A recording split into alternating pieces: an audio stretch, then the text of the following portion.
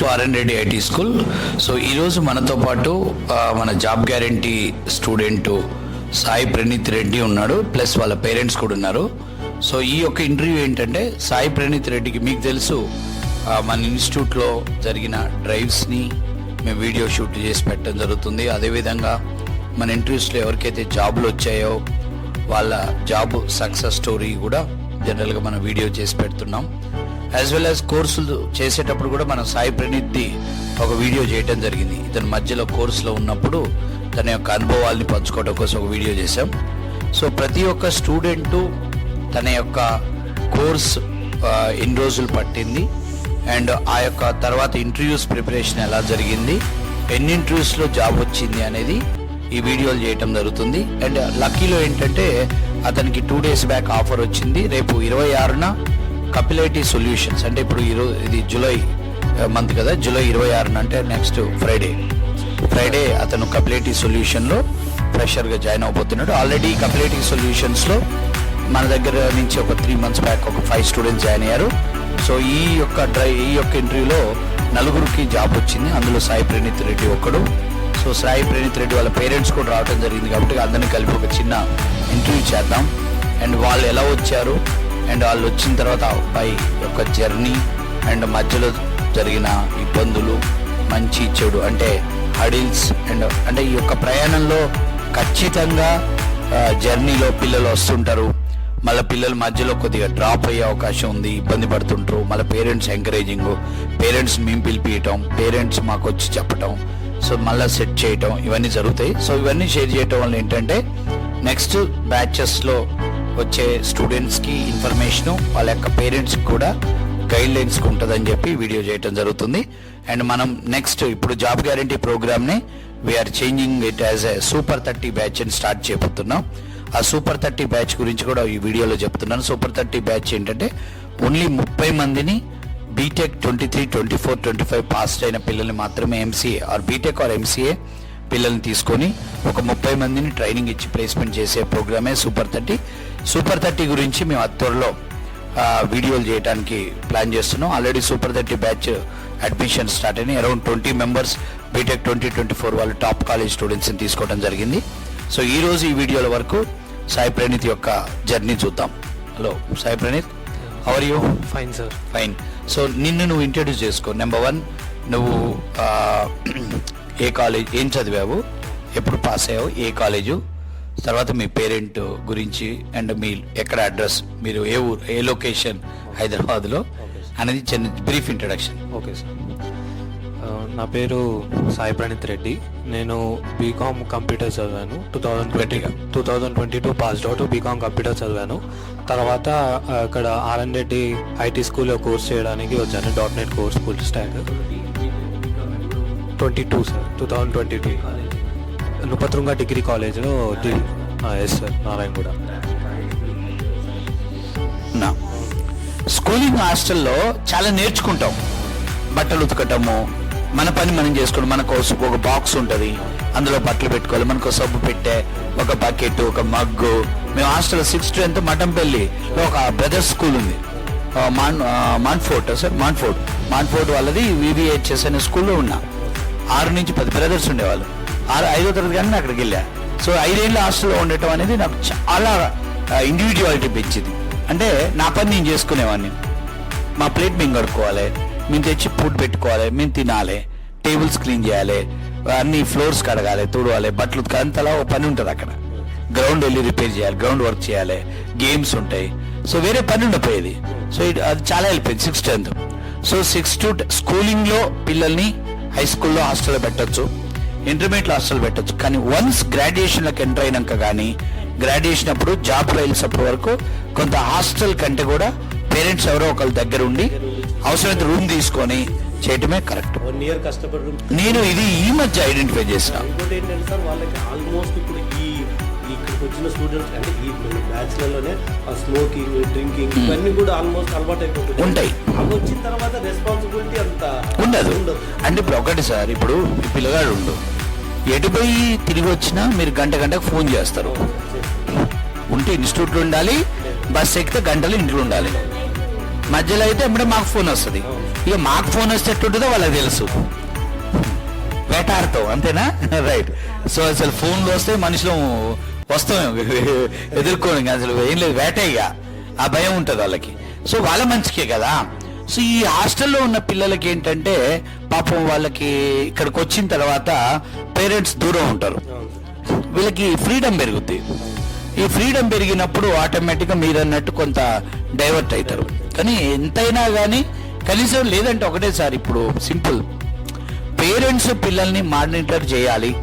పిల్లలు దూరంగా ఉన్నారు, మీరు ఒక ఇన్స్టిట్యూట్కి పంపిస్తున్నారు. నేను ఇప్పుడు కొత్త పేరెంట్స్ కదా చెప్తున్నాను, మేము ఎక్కడ ఉంటున్నాం, పిల్లలు ఇక్కడ ఉంటున్నాం. పొద్దున ఇన్స్టిట్యూట్కి రాగానే పిల్లలతో ఒక వీడియో కాల్ చేయించుకోమంటున్నా.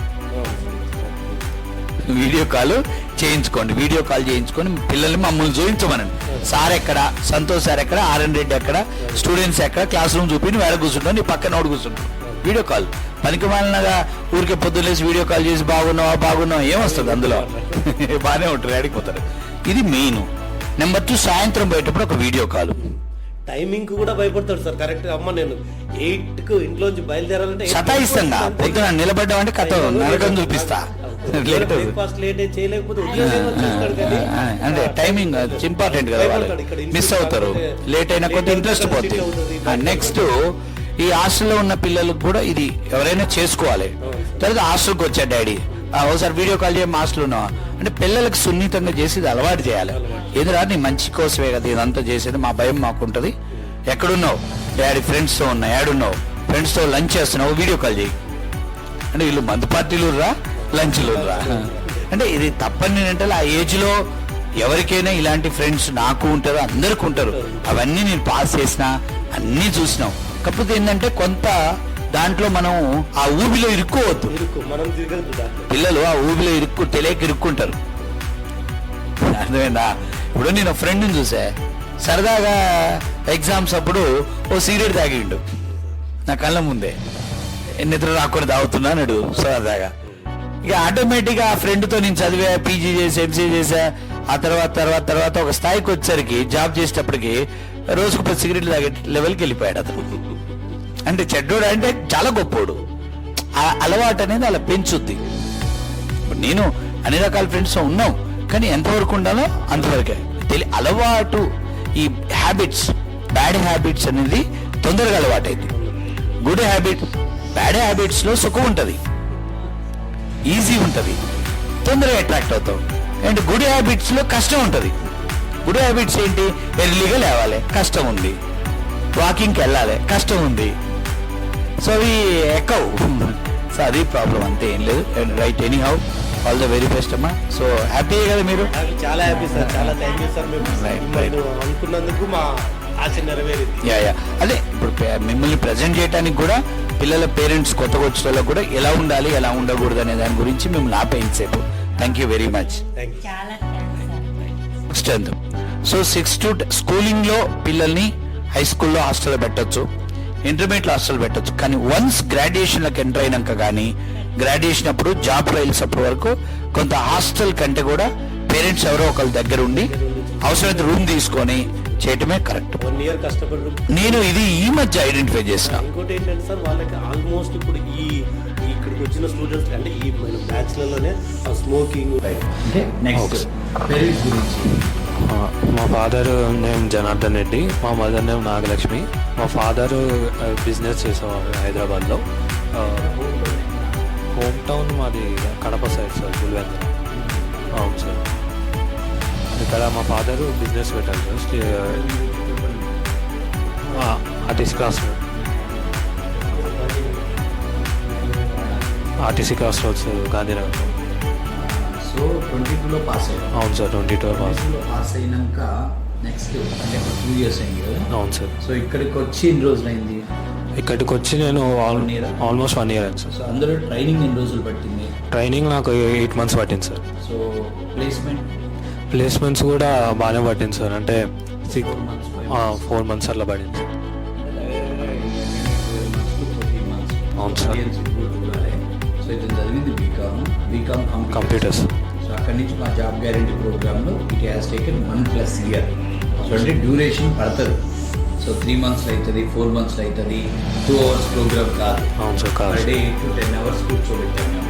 సో ఇది ఇప్పుడు పేరెంట్స్ కూడా ఇది తెలవాలి. అంటే జనరల్గా ఒక కోర్స్కి వచ్చినప్పుడు 3 months 4 monthsలో ట్రైనింగ్ ఇచ్చి జాబ్ ఇప్పిస్తామని చెప్పి చాలా ఇన్స్టిట్యూట్స్ చెప్పడం జరుగుతుంది.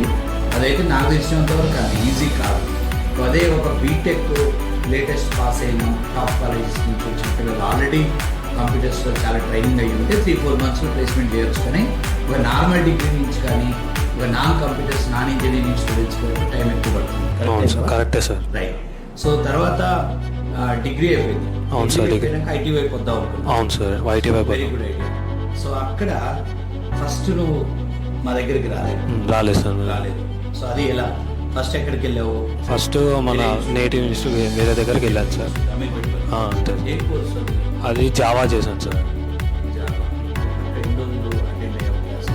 అక్కడ కూడా 3 months 4 months 5 months పట్టింది సార్.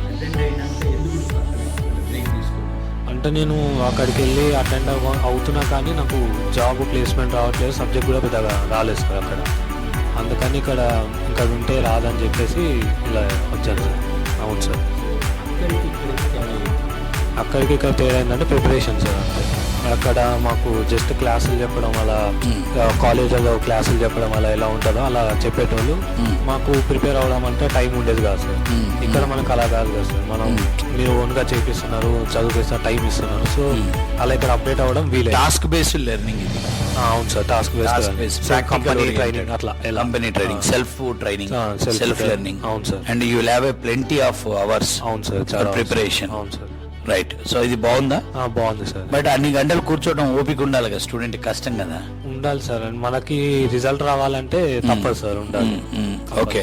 సో ఎన్ని ఇంటర్వ్యూస్ అటెండ్ అయినా మొత్తం నేను దగ్గర 20 ఇంటర్వ్యూస్ అటెండ్ అయ్యాను సార్. సో ఈ 20 ఇంటర్వ్యూస్లో మేము పెట్టించిన 20 ఇంటర్వ్యూస్లో ఎన్ని ఇంటర్వ్యూస్లో ఫస్ట్ రౌండ్ క్లియర్ చేసావు? First round almost 5 interviews clear చేశాను సార్. ఎన్ని ఇంటర్వ్యూస్లో సెకండ్ రౌండ్ వరకు వెళ్ళావు? ఒక 3-4 ఇంటర్వ్యూస్ సెకండ్ వరకు. సో ఫైనల్ గా ఇక్కడ ఆఫర్ వచ్చింది కంప్లీట్లో. So very good company, you got opportunity.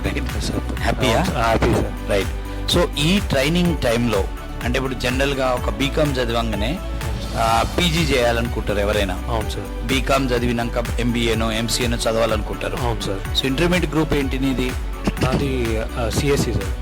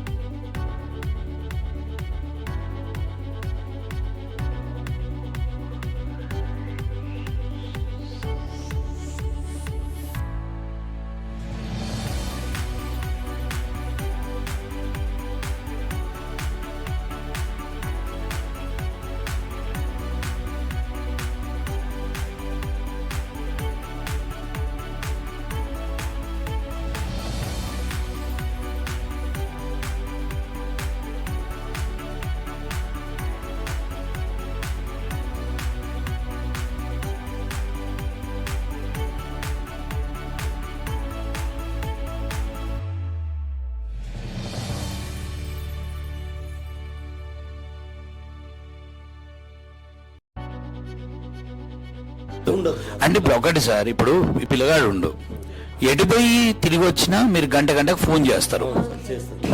ఉంటే ఇన్స్టిట్యూట్లో ఉండాలి, బస్ ఎక్కితే గంటలు ఇంట్లో ఉండాలి. మధ్యలో అయితే ఎప్పుడే మాకు ఫోన్ వస్తుంది. ఇక మాకు ఫోన్ వస్తే ఎట్టుంటుందో వాళ్ళకి తెలుసు, వేటాడతావు అంతేనా? రైట్. సో అసలు ఫోన్లు వస్తే మనుషులు వస్తాం ఎదుర్కోని, అసలు ఏం లేదు, వేటయ్యా ఆ భయం ఉంటుంది వాళ్ళకి. సో వాళ్ళ మంచికే కదా. సో ఈ హాస్టల్లో ఉన్న పిల్లలకి ఏంటంటే పాపం వాళ్ళకి ఇక్కడికి వచ్చిన తర్వాత పేరెంట్స్ దూరం ఉంటారు, వీళ్ళకి ఫ్రీడమ్ పెరుగుద్ది. ఈ ఫ్రీడమ్ పెరిగినప్పుడు ఆటోమేటిక్గా మీరు అన్నట్టు కొంత డైవర్ట్ అవుతారు. కానీ ఎంతైనా కానీ కనీసం లేదంటే ఒకటే సార్, ఇప్పుడు సింపుల్, పేరెంట్స్ పిల్లల్ని మానిటర్ చేయాలి. పిల్లలు దూరంగా ఉన్నారు, మీరు ఒక ఇన్స్టిట్యూట్కి పంపిస్తున్నారు. నేను ఇప్పుడు కొత్త పేరెంట్స్ కదా చెప్తున్నాను, మేము ఎక్కడో ఉంటున్నాం, పిల్లలు ఇక్కడ ఉంటారు. పొద్దున ఇన్స్టిట్యూట్కి రాగానే పిల్లలతో ఒక వీడియో కాల్ చేయించుకోమంటున్నా. వీడియో కాల్ చేయించుకోండి. వీడియో కాల్ చేయించుకొని పిల్లల్ని మమ్మల్ని చూపించమనండి. సార్ ఎక్కడ, సంతోష్ సార్ ఎక్కడ, ఆర్ఎన్ రెడ్డి ఎక్కడ, స్టూడెంట్స్ ఎక్కడ, క్లాస్ రూమ్ చూపి వేడ కూర్చుంటాను, నీ పక్కన ఒకటి కూర్చుంటాడు. వీడియో కాల్ పనికి మాలినగా ఊరికే పొద్దున్న లేసి వీడియో కాల్ చేసి బాగున్నావా ఏమొస్తుంది అందులో? బాగానే ఉంటారు, ఆడిపోతారు. ఇది మెయిన్. నెంబర్ 2, సాయంత్రం పోయేటప్పుడు ఒక వీడియో కాల్. టైమింగ్ కూడా భయపడతాడు సార్. కరెక్ట్ గా అమ్మ నేను 8కు ఇంట్లోంచి బయలుదేరాలంటే సతాయిస్తా. పొద్దున నిలబడ్డామంటే కథ నరకం చూపిస్తా. అంటే టైమింగ్ ఇంపార్టెంట్ కదా, వాళ్ళకి మిస్ అవుతారు, లేట్ అయినా కొంత ఇంట్రెస్ట్ పోతుంది. నెక్స్ట్ ఈ హాస్టల్లో ఉన్న పిల్లలకు కూడా ఇది ఎవరైనా చేసుకోవాలి. తర్వాత హాస్టల్కి వచ్చా డాడీ ఒకసారి వీడియో కాల్ చేయడం, హాస్టల్ ఉన్నావా అంటే పిల్లలకు సున్నితంగా చేసి ఇది అలవాటు చేయాలి. ఎదురా నీ మంచి కోసమే కదా ఇదంతా చేసేది, మా భయం మాకుంటుంది. ఎక్కడున్నావు డాడీ? ఫ్రెండ్స్తో ఉన్నా. ఏడున్నావు? ఫ్రెండ్స్తో లంచ్ చేస్తున్నావు, వీడియో కాల్ చేయి. అంటే వీళ్ళు మందు పార్టీలు రా, లంచ్లు రా. అంటే ఇది తప్పని అంటే ఆ ఏజ్లో ఎవరికైనా ఇలాంటి ఫ్రెండ్స్ నాకు ఉంటారు, అందరికి ఉంటారు. అవన్నీ నేను పాస్ చేసిన, అన్నీ చూసినాం. కాకపోతే ఏంటంటే కొంత దాంట్లో మనం ఆ ఊబిలో ఇరుక్కోవద్దు. పిల్లలు ఆ ఊబిలో తెలియక ఇరుక్కుంటారు, అర్థమైందా? ఇప్పుడు నేను ఫ్రెండ్ని చూసా, వాటు ఈ హ్యాబిట్స్, బ్యాడ్ హ్యాబిట్స్ అనేది తొందరగా అలవాటు అయింది. గుడ్ హ్యాబిట్, బ్యాడ్ హ్యాబిట్స్ లో సుఖం ఉంటుంది, ఈజీ ఉంటుంది, తొందరగా అట్రాక్ట్ అవుతాం. అండ్ గుడ్ హ్యాబిట్స్ లో కష్టం ఉంటుంది. గుడ్ హ్యాబిట్స్ ఏంటి? ఎర్లీగా లేవాలి, కష్టం ఉంది. వాకింగ్కి వెళ్ళాలి, కష్టం ఉంది. సో అవి ఎక్కవు. సో అది ప్రాబ్లం, అంతే, ఏం లేదు. Right, any how all the very best అమ్మా. సో హ్యాపీ కదా మీరు? చాలా హ్యాపీ సార్, చాలా థ్యాంక్ యూ సార్. మేము అనుకున్నందుకు మా ఆశ నెరవేరింది. అదే ఇప్పుడు మిమ్మల్ని ప్రజెంట్ చేయడానికి కూడా పిల్లల పేరెంట్స్ కొత్తగా వచ్చే వాళ్ళకు కూడా ఎలా ఉండాలి, ఎలా ఉండకూడదు అనే దాని గురించి మిమ్మల్ని ఆపేయించేపు. Thank you very much.